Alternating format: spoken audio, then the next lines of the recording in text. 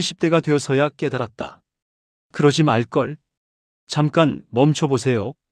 지금 이 영상을 클릭한 당신. 오늘 하루 몇 번이나 숨을 제대로 쉬었습니까? 밥은 앉아서 먹었나요? 누군가의 얼굴을 오래, 천천히 바라본 적이 있었나요? 아마 없었을 겁니다. 우리는 매일 뭔가에 쫓깁니다. 마감에 쫓기고, 비교에 쫓기고, 불안에 쫓기고, 심지어 쉬어야 한다는 강박에도 쫓깁니다. 바쁘다는 말이 성실함의 훈장처럼 쓰이는 시대. 멈추면 뒤처지는 것 같고, 쉬면 게으른 것 같고, 느리면 실패한 것 같은 기분. 그 감각이 너무 익숙해져서 우리는 이제 그게 삶이라고 착각하기 시작했습니다. 그런데 70대가 된 노인들에게 물어봤습니다. 살면서 가장 후회되는 게 뭐냐고. 더 열심히 일하지 못한 것? 더 많이 벌지 못한 것? 더 높이 올라가지 못한 것?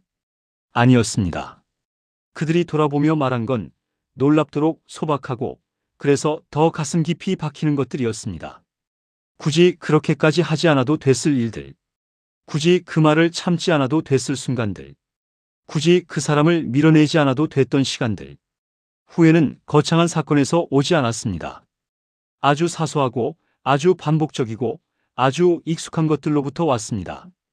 오늘 이 영상은 지금의 당신에게 드리는 이야기입니다.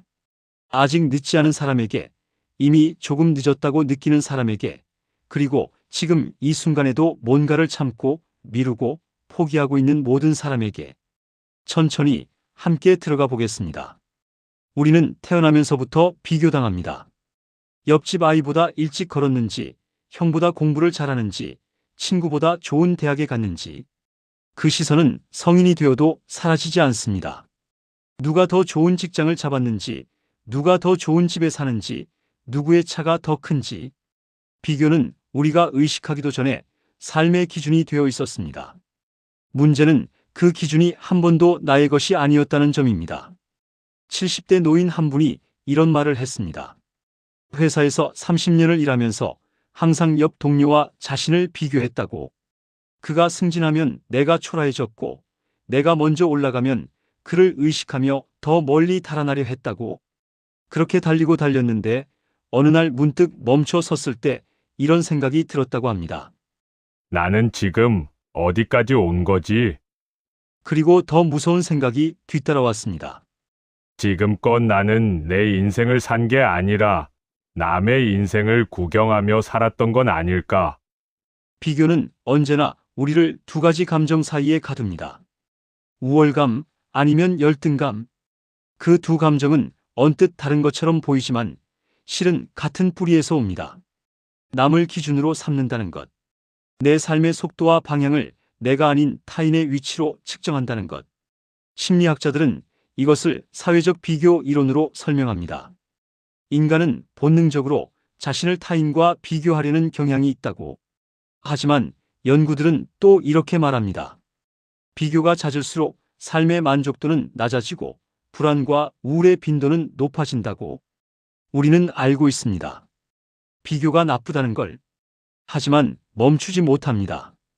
왜일까요? 아마도 비교를 멈추는 순간 내가 어디 서 있는지 알 수 없을 것 같아서가 아닐까요?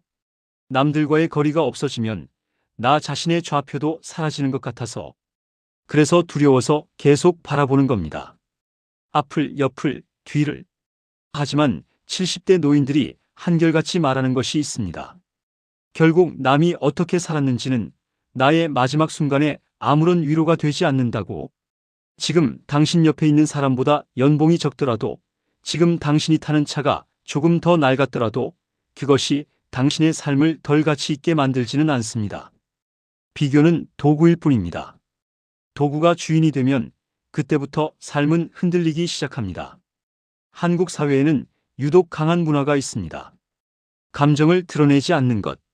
특히 사랑이나 고마움 같은 부드러운 감정일수록 더욱 그렇습니다. 아버지는 아들에게 잘한다는 말을 아끼고 어머니는 딸에게 사랑한다는 말 대신 밥 한 그릇을 더 줍니다.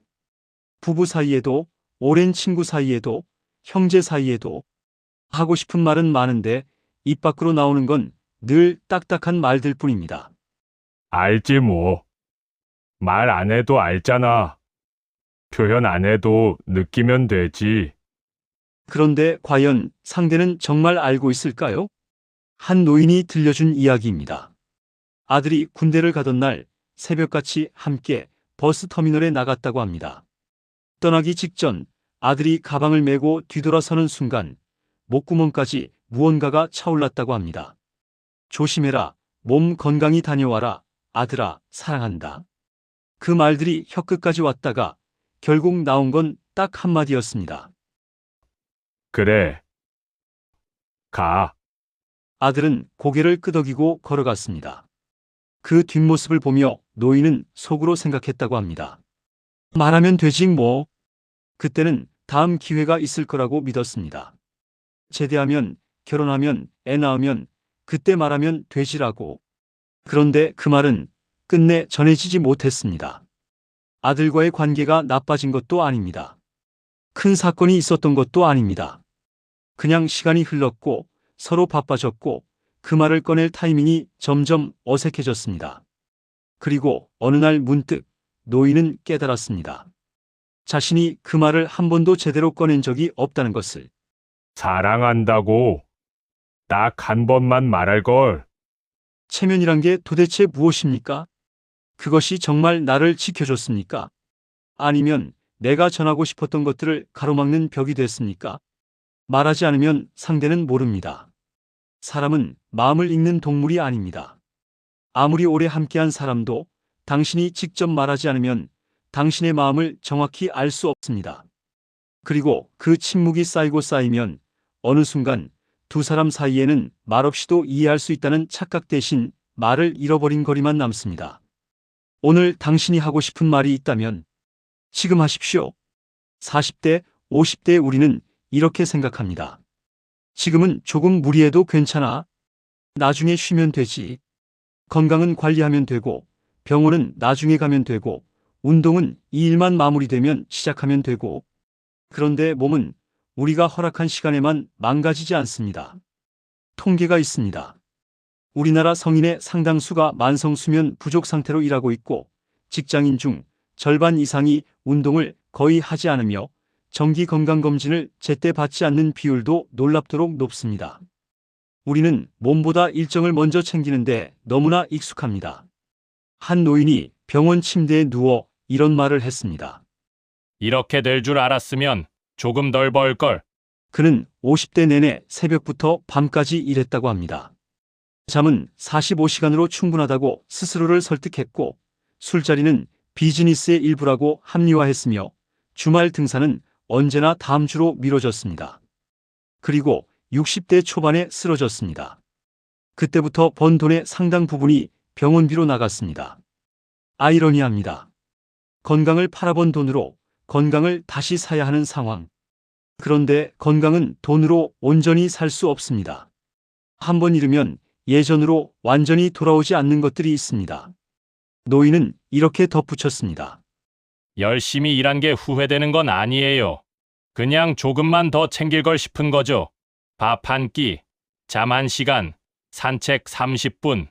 그게 그렇게 대단한 것도 아니었는데. 우리는 건강을 무한한 자원이라고 착각합니다. 쓰고 또 써도 줄지 않는 것처럼. 하지만 건강은 소비재입니다. 아끼지 않으면 닳고 다른 것은 쉽게 돌아오지 않습니다. 지금 당신에게 묻고 싶습니다. 어젯밤 몇 시간 주무셨나요? 오늘 끼니를 제대로 챙겼나요? 이번 주에 몸을 움직인 시간이 있었나요? 거창한 건강 관리가 아니어도 됩니다. 오늘 딱 30분 자신의 몸을 위한 시간을 내는 것. 그것이 지금 당신이 할 수 있는 가장 현명한 투자입니다. 나중에 이 두 글자가 얼마나 많은 것들을 삼켰는지 우리는 잘 알지 못합니다. 여행은 나중에, 악기 배우는 건 나중에, 그림 그리고 싶은 건 나중에, 글 써보고 싶다는 마음도, 카페 차리고 싶다는 꿈도, 오래전 포기했던 공부를 다시 해보고 싶다는 생각도 전부 나중에, 나중에, 나중에. 그런데 나중이라는 시간은 우리가 생각하는 것보다 훨씬 빨리 사라집니다. 70대 노인 한 분은 20대 때부터 악기를 배우고 싶었다고 합니다. 기타를 한번 배워보고 싶다고. 그런데 직장 생활 시작하면서 미뤘고, 결혼하면서 또 미뤘고, 아이 생기면서 미뤘고, 아이들 다 크면 배우려고 했는데, 그때는 무릎이 아파서 오래 앉아있기가 힘들었고, 결국 한 번도 시작하지 못했다고 합니다. 그러다 75세에 동네 복지관에서 우쿨렐레 수업이 생겼다는 소식을 들었습니다. 망설임 끝에 등록했고, 첫날 수업에서 어설프게 코드를 잡으며 이런 말을 했다고 합니다. 왜 이걸 진작 시작 안 했을까? 그리고 이런 말도 했습니다. 늦어도 안 하는 것보다는 낫더라고요. 꿈을 미루는 데는 언제나 그럴듯한 이유가 있습니다. 돈이 없어서, 시간이 없어서, 나이가 많아서, 지금은 여건이 안 돼서 그 이유들이 틀린 건 아닙니다. 실제로 어려운 상황이 존재합니다. 하지만 문제는 조건이 갖춰졌을 때 시작하겠다고 생각하는 것입니다. 왜냐하면 완벽한 조건은 오지 않기 때문입니다. 언제나 무언가 하나가 부족합니다. 시작은 조건이 갖춰진 뒤에 하는 것이 아닙니다. 시작이 조건을 만들어 나가는 것입니다. 오늘 당신이 마음속 어딘가에 꺼내지 못한 채 묵혀두고 있는 것이 있다면 그것이 무엇이든 아주 작게라도 오늘 한 발짝을 내딛어 보십시오. 완성이 목표가 아니어도 됩니다. 시작이 목표입니다. 돌이켜보면 우리가 크게 다퉜던 이유들 중 상당수는 사소한 것들입니다. 상대방이 먼저 연락하지 않아서, 내 생일을 제때 챙겨주지 않아서, 말투가 마음에 걸려서, 약속 시간에 10분 늦어서, 내 말을 끝까지 듣지 않아서, 그 당시에는 너무나 중요하게 느껴졌던 것들, 도저히 그냥 넘어갈 수 없었던 것들. 그런데 지금 그게 정말 그렇게 중요했습니까? 노인들이 말합니다. 기억 속에는 왜 화가 났는지 이유가 흐릿한데 그 일 이후로 멀어진 사람은 선명하게 남아있다고. 우리는 화를 낼 때 이렇게 생각합니다. 내가 맞으니까? 이건 짚고 넘어가야 하니까? 이걸 그냥 넘어가면 나를 무시하는 거니까? 그 마음이 완전히 틀린 건 아닐 수도 있습니다. 자기 자신을 지키는 것은 중요합니다. 부당한 것에 침묵하는 것이 항상 미덕은 아닙니다. 하지만 그 감정이 진짜 나를 위한 것이었는지 아니면 그냥 자존심을 지키기 위한 것이었는지는 한 번쯤 물어볼 필요가 있습니다. 화는 에너지입니다. 그리고 에너지는 반드시 어딘가로 향합니다. 화가 상대를 향하면 관계가 상합니다. 그 화가 내 안에 오래 머물면 나 자신이 상합니다. 우리는 화를 내며 상대에게 벌을 준다고 생각하지만 실제로 그 감정의 무게는 대부분 자신이 더 오래 짊어집니다. 70대 어르신 한 분이 이런 말을 했습니다. 50년 전에 절친한 친구와 크게 다퉜다고. 서로 연락을 끊었고 그게 수십 년이 됐다고. 이제 그 친구가 보고 싶어 연락을 해보려 했는데 이미 세상을 떠났다는 걸 알았다고. 그때 든 감정을 이렇게 표현했습니다. 그때 그냥 내가 먼저 전화 한 통 할 걸. 뭐가 그리 자존심이 상했다고. 내가 먼저 손 내밀었을 때 잃는 게 있다면 그건 자존심의 일부일 수 있습니다. 하지만 끝까지 버텼을 때 잃는 건 사람입니다. 가족이라는 이유로 우리는 참 많은 것을 당연하게 여깁니다. 부모님은 언제나 그 자리에 있을 거라고. 배우자는 내 마음을 알 거라고. 자녀는 나중에 커서 이해하겠지라고. 그 당연함이 얼마나 위험한 착각인지를 우리는 보통 잃고 나서야 알게 됩니다. 한 여성 노인이 이런 이야기를 했습니다. 어머니가 살아계실 때 전화 오면 귀찮을 때가 많았다고. 바쁜데 또 전화하셨네 하고 짧게 끊을 때도 있었다고. 그런데 어머니가 돌아가시고 나서 그 전화가 너무 그립다고. 이제는 받고 싶어도 받을 수가 없는 전화가 됐다고. 또 다른 이야기입니다. 한 남성은 아이들이 어렸을 때 늘 일이 먼저였다고 합니다. 운동회에 한 번도 간 적이 없었고 학예회도 사진으로만 봤으며 아이들이 학교에서 돌아오면 이미 야근 중이었다고. 지금 아이들은 다 커서 각자의 삶을 살고 있고 그 아버지는 이렇게 말합니다. 같이 있을 수 있었던 시간이 그때였는데, 그때가 다였는데. 가족은 우리가 가장 편하게 대하는 사람들입니다. 그런데 그 편함이 때로는 소홀함이 됩니다. 낯선 사람에게는 친절하고 직장 동료에게는 예의 바르면서 정작 집에 돌아와서는 가장 소중한 사람들에게 가장 지치고 날선 모습을 보입니다. 물론 가족이기 때문에 솔직할 수 있다는 것은 맞습니다. 가면을 벗을 수 있는 공간이 있어야 사람이 삽니다. 하지만 그게 당연히 받아줄 거라는 기대가 되어버리면 그때부터 관계는 조금씩 금이 갑니다. 가족에게 오늘 한 가지만 해보십시오. 고맙다고 말하거나 오랫동안 하지 못했던 연락을 하거나 아니면 그냥 옆에 앉아 오늘 하루 어땠냐고 묻는 것만으로도 충분합니다. 마지막 이야기입니다. 한 노인에게 누군가 물었습니다. 살면서 언제 가장 행복하셨어요? 잠시 침묵이 흘렀습니다. 그리고 노인은 천천히 이렇게 말했습니다. 생각해 본 적이 없었네. 이 한마디가 저는 가장 마음에 남습니다. 수십 년을 살면서 내가 언제 행복했는지를 한 번도 제대로 생각해 본 적이 없다는 것.